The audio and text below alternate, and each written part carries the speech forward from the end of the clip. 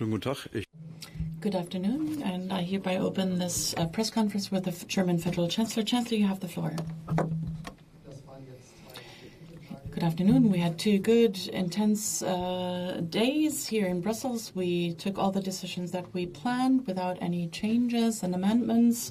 In contrast to many other meetings we had in recent times, it was a big progress, and I was very happy about that because we didn't have to do any text work, but we intensively debated the political questions that are important for us. And I'd like to express my gratitude to Charles Michel. It was a well-prepared council meeting, and we were very focused and had good discussions on the matters at hand. Yesterday we had a meeting with the United Nations Secretary General and President Zelensky as well. We talked about the Russian war of aggression against Ukraine together with the United Nations Secretary General, which is a brutal violation of the UN Charter and questions the fundamental principles of the international peace order. Russia must withdraw its troops. It is clear how this war ends. It's the prerequisite for a just and fair peace with Ukraine and prevents Russia from implementing its imperialist goals. It is clear that we always have to discuss carefully the fact that this is a problem that takes place in Europe but threatens the whole world. But the fact that borders cannot be moved by the use of force is a fundamental principle of our peaceful order and creates insecurity all around the world. It is clear that this war has repercussions around the globe, not just in Ukraine, where many cities and infrastructure is being destroyed. Many citizens lose their lives due to Russian bombs, but it has repercussions not just in Europe, but all over the world. It is important that we discuss these questions and make these questions our own because they affect all of us, especially when matters are at stake, like food security. Food security is at stake, and this is why it is good that the Secretary General is doing so much work in order to enable the grain deal that enabled the export of Ukrainian grain from Ukraine, and we hope that there will be further agreements, and this agreement has great importance indeed. The solidarity that Ukraine needs is something that we assured here again, and we've talked and we pledged the solidarity to the Ukrainian president. And we lend a contribution to the fact that Ukraine can defend itself, and we assured the president that support is being lent as long as it is necessary so that the integrity of Ukraine and sovereignty of Ukraine can be defended. We also, in our deliberation, talked about supplies of ammunition and how we can lend continuously support. We took decisions as far as financing is concerned, but also we talked about how we can make sure that the production capacities are being enhanced. As Germany and some other countries do the same, we offered that others can join in the supply contracts that we engaged in with companies in our procurement, and I think it is important. We also addressed other topics, the questions pertaining to European competitiveness. It's important for the future of Europe in a world with more and more inhabitants and more countries that have economic strengths. We need to have a competitive edge as far as technology is concerned. For instance, this is important. We need to do our homework. We need to be using the most progressive tools also when it comes to combating climate change. And move with the necessary speed to become carbon neutral by the year 2050. In our discussions, we also talked about the Inflation Reduction Act in the U.S. We have a clear position. The goals, the measures are not always fair. It is good that talks are underway, and we see progress in these discussions. And we see that progress is possible, and I think it would be an important contribution. And Commission President also did important work. We, of course, research, development, and innovation are part of this. We need to create more jobs. We need to do more. This is something that has been voiced by everyone. And I just said, if we want to reach our objectives, we are going to have to adapt and amend European and also national law so that there are no legal obstacles in the way for achieving the necessary speed, so that we have the possibility to change the necessary structures that make our continent fit for the future. The Green Deal Industrial Plan, the Net Zero Industrial Act, and the Critical Raw Materials Act were welcomed in discussions. And work is being done on behalf of the Commission, but also member states. We talked about the reform of the European electricity markets. It is about creating the necessary conditions to enable the growth and expansion of renewable energies. And, of course, we also need quick and swift reforms. We intensively also debated trade policies, trade politics. Many said that we have to speed up. We need to forge further trade deals, for instance, also conclude Mercosur. It is important that we have a strategic debate about the trade policies. It is important, in my point of view, that we do so, that we are fair partners to partners in the world, that we promote development opportunities, and that we actually continue to negotiate deals with many countries in the world. For me, it is important that the countries can also promote and enhance their own value chains. It is sometimes not fair that raw materials are not being processed in the countries where they are sourced. There are some discussions pertaining to China, products that can only be achieved or procured there, but the situation is such that the raw materials were sourced in other countries and then further produced in China. But we need to enable countries to have and exploit their own potential. I think the agreement that Germany forged with China is a good contribution to that. After the good debate, today we had the summit of the Eurogroup. We discussed the situation in the capital markets. One can clearly say it paid off, that we had strict rules and regulations in the past years. The banking system is stable in Europe, and the European Union has, in many areas, also in the sector of the euro, we have oversight structures that enforced strict rules. This has been tried and tested, and puts us in a position that we're able to say that the European banking system are robust and stable, that we have the necessary oversight structures, and that thanks to the work of the past years and the efforts of the banks themselves, we're in a robust and resilient position.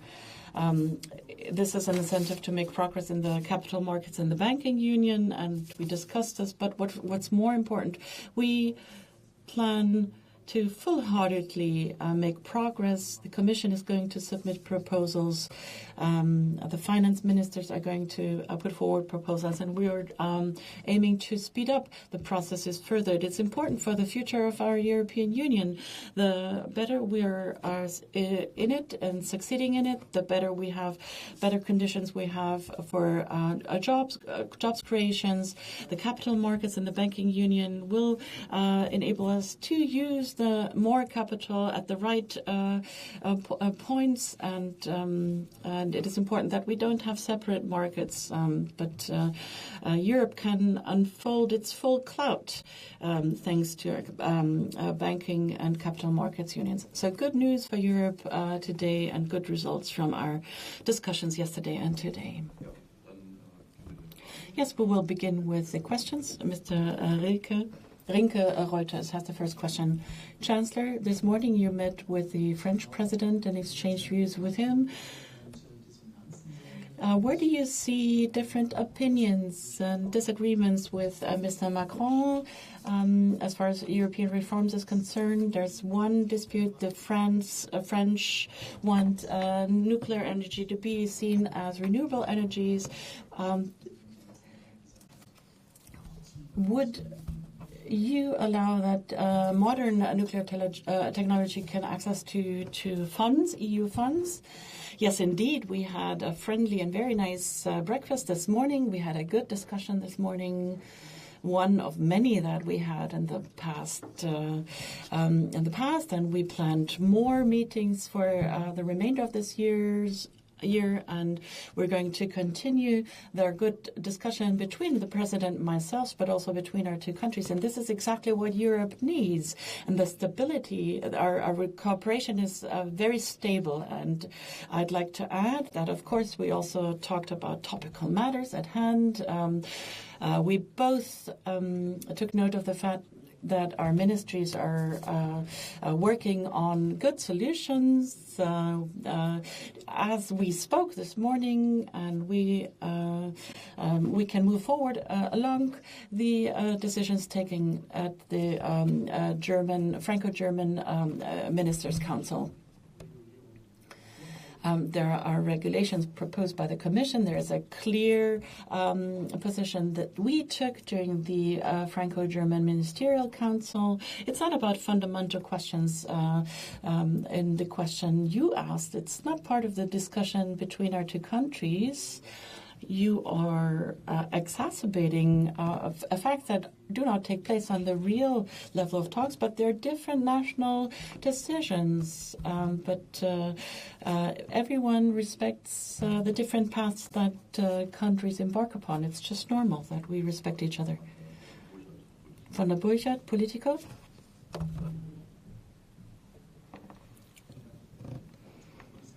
Federal Chancellor, I'd like to ask you about a topic that was not on the agenda, but what was the elephant in the room. My question regards the e-fuels. We heard that things are in a good way, and there were an exchange of letters between the minister and the Commission, but the Vice Chancellor warned that there will be problems on the horizon. How do you view this? Do you share the concern by the Vice Chancellor?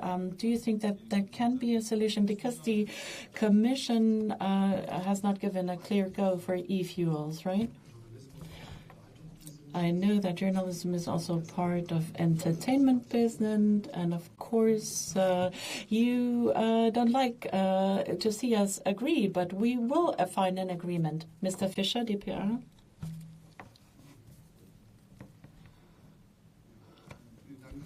Thank you very much. Chancellor, I'd like to look into the future. Your weekend is going to be short. You have the coalition committee meeting on Sunday. The atmosphere in the coalition is as bad as never before since you took office. There were claims made against each other. talk was of betrayal or an abuse of trust. How would you describe the state of affairs, and how do you want to mend matters? And do you think that there will be decisions this coming Sunday?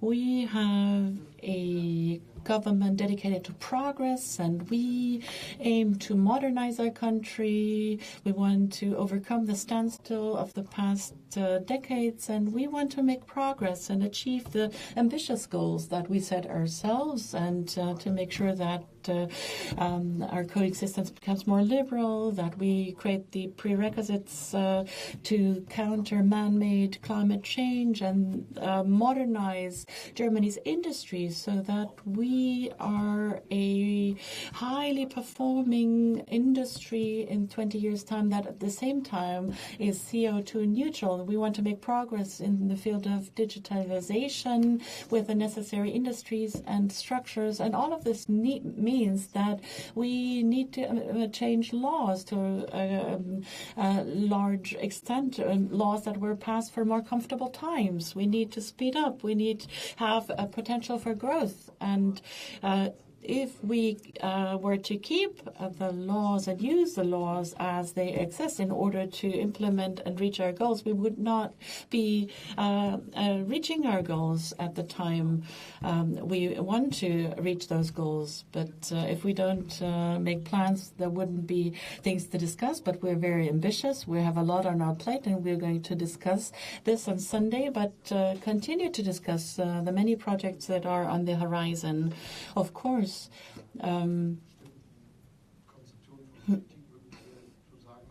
if it were possible that we wouldn't talk about things and just present results afterwards, but we're a free country and have a free press that closely monitors everything. Of course, then, of course, you will notice us and see us at work. Mrs. Loeb, AFP. Thank you very much, Chancellor. A question pertaining to the financial markets. You said that the banking system is stable in Europe.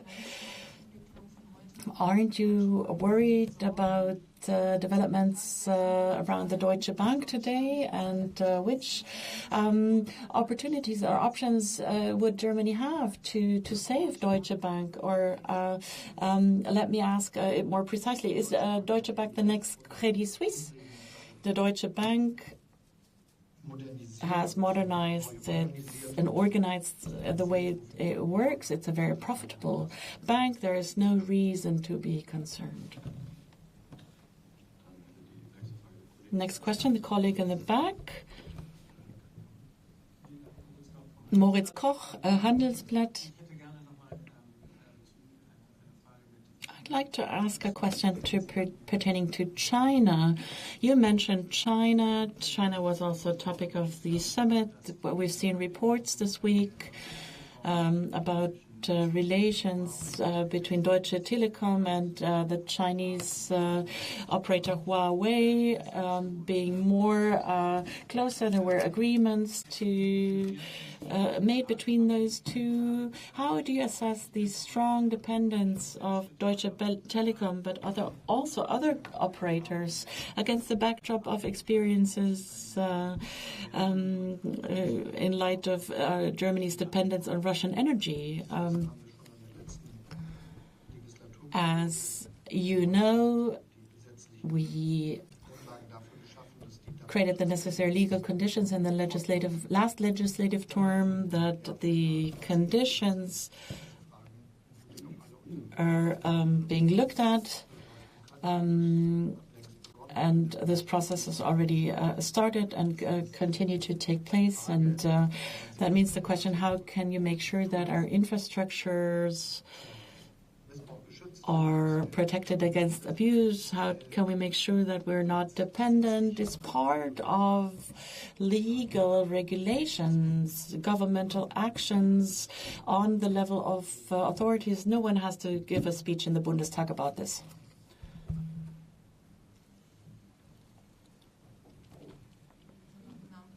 Alexandra von Namen, Deutsche Welle, a question pertaining to China. The United Nations Secretary General warned against China's isolation so that the alliance with Russia doesn't become even closer.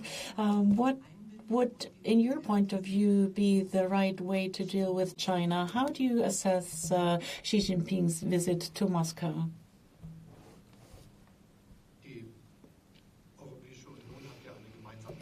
The European Union has a common language on this topic. It talks about a partner, competitor, and systemic rival, the trinity of our assessment of the situation, if you will. And that's what influences our policies. We are against decoupling. We're in favor of de-risking. And you realize this is what's taking place. Many companies around the world have drawn the necessary consequences after the Russian war of aggression against Ukraine, that they want to create their security for their supply chains, that they want to avert difficult situation, that they can survive difficult situations when it comes to the disruption of supply chains. This is what's happening right now. Many companies around the globe take the necessary decisions that make them more resilient, and we support this. Politically speaking, it is good that China has positioned itself. China said there must not be a use of nuclear weapons. It has been said very clearly when I visited China and talked to the Chinese president. This has also been matter of discussions and decisions of the G20, and this lent a contribution that this question plays a different role as in previous times, and the warning also went out to Russia, and it was understood. The world has given Russia a warning that it must not cross this red line. And furthermore,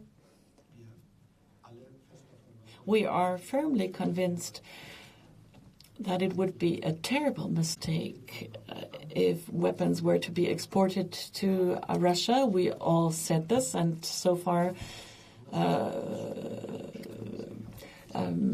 this is not the case. And China said explicitly that they would not export weapons to Russia.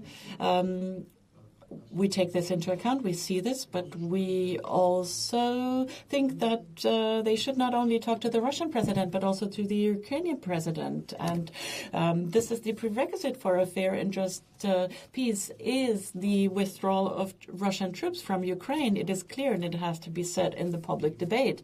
And in this setting and framework, many talks are underway and taking place.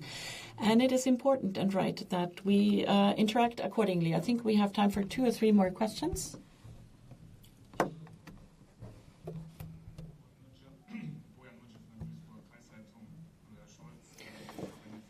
Chancellor Scholz, I have a question pertaining to the war in Ukraine.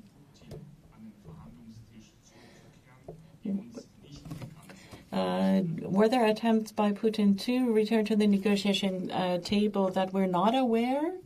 Were there any attempts to return? No.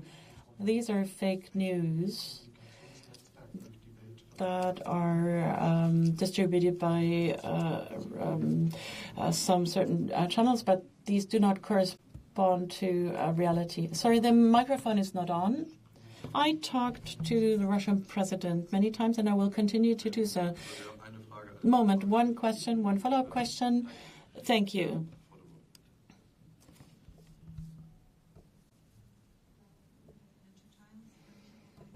I have a question pertaining to the situation in the financial markets. What did Christine Lagarde say? And do you think that a further increase in interest rates are justified?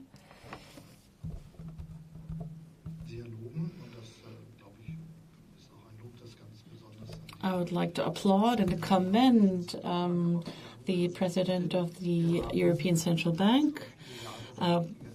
we have taken the right decisions for many years in order to stabilize banks in Europe.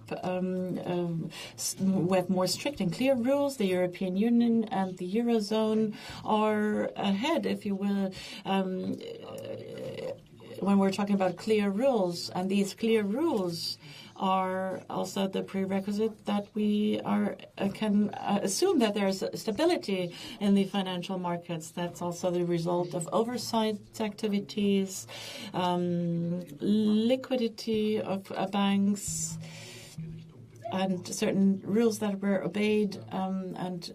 So this is applaudable, and it gives us incentive to continue. And it is our common task to combat inflation. Progress has been made, but of course we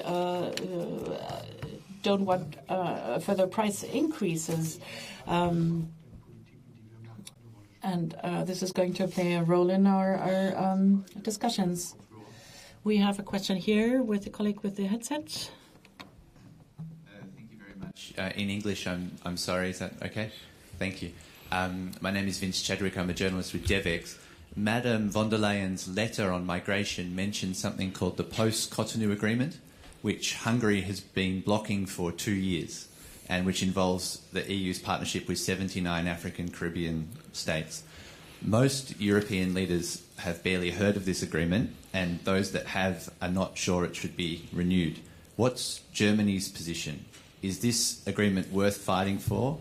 And if so, how, given that the Commission says it won't be reopened and Hungary says they won't be signing unless there's movement? Also, ich habe davon gehört und ich kann Ihnen versichern. Yes, I heard about this, and many other heads of state and government know what you're talking about. I hope that the document can be ratified in the end, because it forms the right basis for the cooperation with these countries. Thank you very much, and with that, I'd close this press conference.